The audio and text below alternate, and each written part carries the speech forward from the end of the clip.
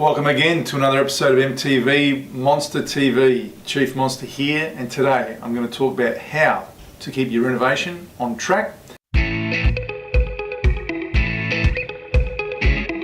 All of you out there doing a renovation, whether it be one room, an addition, or a whole house, or even maybe a build if you're an owner builder, these are the tips to make sure you keep it on track, because we know what happens when you don't stay on track. Lots of dollars, lots of heartache, lots of pain. So getting it right from the start is a critical one. Things like, you're always going to get unforeseen delays. There's going to be hidden costs. You might unfortunately come across some workmanship that could be shoddy. These are also ways to avoid all that. These things pop up during a renovation or a build, and they might even pop up whether you've organised yourself or whether you've actually had a builder or a professional come on board. So important things to address and be aware of. Number one, before you start, check your insurance. Insurance is a critical part of renovation stage. Firstly, if you're engaging a builder or any professional, even tradies, ask when you accept the quote about their insurance. They should be very transparent and present that to you, because you cannot have anyone as the landowner on site that's not insured. This is a real simple question that people forget to ask, and I hear and see horror stories around the country when this pops up. You don't want to be one of those victims. Ask the question. If they don't have insurance or they can't give you a straight answer, or email or fax it to you, you've got some other questions you need to get to the bottom of and get that piece right. So ask that, get the insurance piece. If you're an owner builder, you need to arrange your own insurance and ensure that you've got cover for everybody on site. And that's, to say it's important is an understatement. You need to ensure that, because the fact is you are now taking on the role as the builder, and you have anyone come on site and anything happens to them, you are going to be liable. So ensure that you check that as an owner builder what your requirements are, your minimum requirements.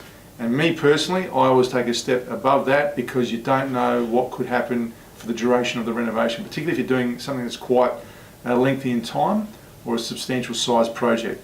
If you're going to spend, take loans out or six figures on a renovation or a build, and these parts you oversee, it's just rushing without planning, and that's not good. So a fail to plan is a plan to fail. Get that piece right.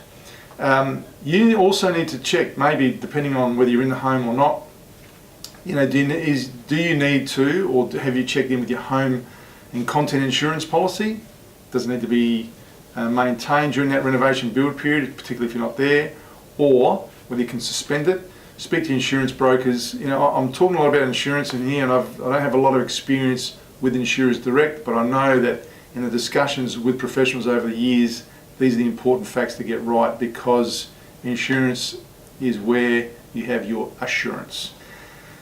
Now, these are the pieces that you want to also look into. When you've got people on site, okay, if you have a builder, a professional builder, and you've handed the whole project over to them, they're not going to want you to ring them daily, but you may ask, when you are about to sign the contract, what the agreement will be on when you can check in with the project supervisor, or the building supervisor, or the builder, depending on how big the project or how big the builder is. And so you can meet, ask questions, and check on things.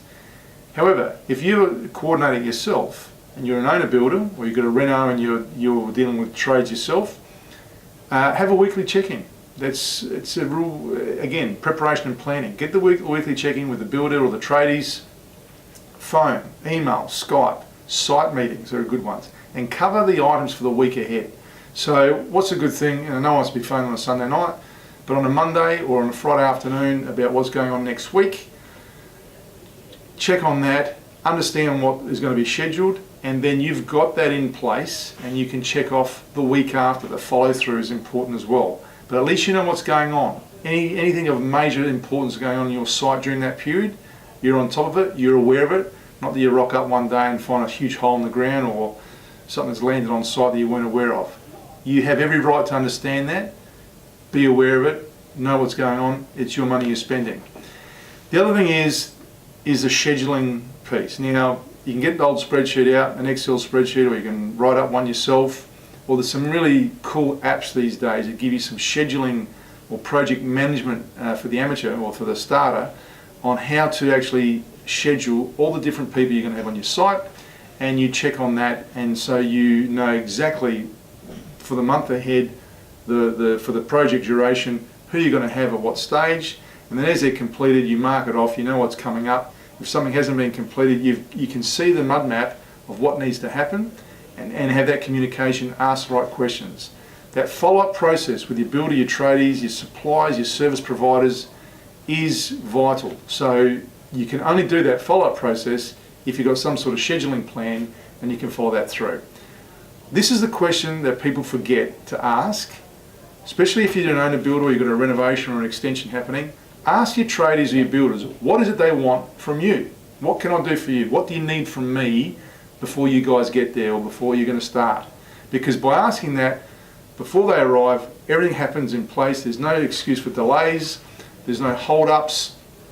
There's no surprises. The surprises are the things that tradies and professionals hate the most, because they get there, they plan, they've got their costs, they could take other people with them, labourers, and they find that it's just not what they expected, and it becomes expensive. It's their time. People get paid on time. Make the most of it. You keep them happy, and you actually have a project that will flow as you want. Make time to check the workmanship. If you're an owner builder or you've got other traders that you've engaged yourself, particularly, or even you've got a house that's built to lock-up stage and you're doing the rest of it, make that happen. Do some frequent walkarounds to see what's going on. Notice the changes. See what's happening. Look out for potential hazards. You do not want something on site that someone else has left and then someone else could come along and break an ankle or hurt themselves, because that is going to delay your project. It's going to potentially be costly, legal issues, and unfortunately you do have some people, whether they be drivers that deliver things on site or other traders that don't take care, or they've forgotten to put things back, and you've got a potential hazard. And you for yourself as well, you need to be aware of that. So look out for those sorts of things. Don't underestimate the dangers on a building site.